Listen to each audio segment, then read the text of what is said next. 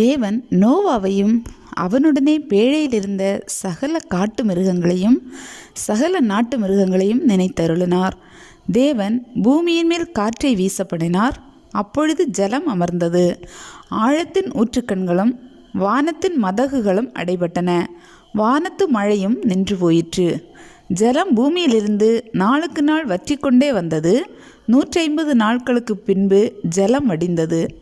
7ஆம் மாதம் 17ஆம் தேதியிலே பேழை அரராத் என்னும் மலையின் மேல் தங்கிற்று.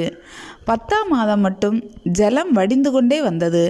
10ஆம் மாதம் 1 தேதியிலே மலை சிகரங்கள் காணப்பட்டன. 40 நாள் சென்றபின் நோவா தான் பேழையில் செய்திருந்த ஜன்னலை திறந்து ஒரு காகத்தை வெளியே விட்டான்.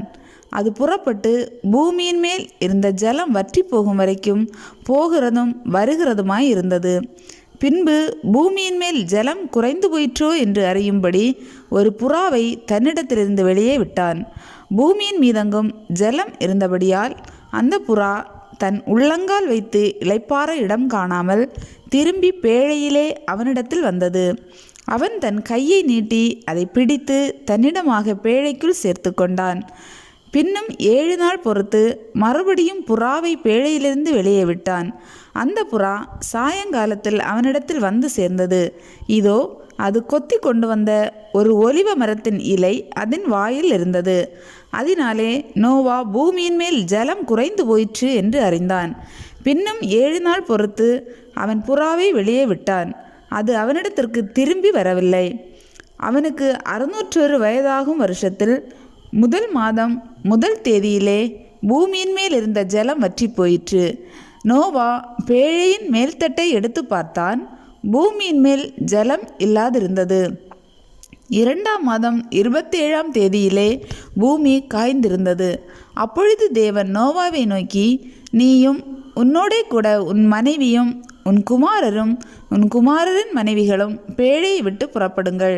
உன்னிடத்தில் இருக்கிற சகலவித மாம்ச ஜந்துக்களாகிய பறவைகளையும் மிருகங்களையும் பூமியின் மேல் ஊறுகிற சகல பிராணிகளையும் உன்னோடே வெளியே வரவிடு. அவைகள் பூமியிலே திரளாய் வர்த்தித்து பூமியின் மேல் பலுகி பெருக கடவது என்றார். அப்பொழுது நோவாவும் அவன் குமாரரும் அவன் மனைவியும் அவன் குமாரரின் மனைவிகளும் புறப்பட்டு வந்தார்கள்.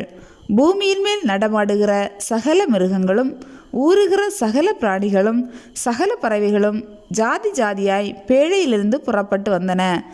அப்பொழுது நோவா கர்த்தருக்கு ஒரு பலிபீடம் கட்டி சுத்தமான சகல மிருகங்களிலும் சுத்தமான சகல பறவைகளிலும் சிலவற்றை தெரிந்து கொண்டு அவைகளை பலிபீடத்தின் மேல் தகன பலிகளாக பலியிட்டான்.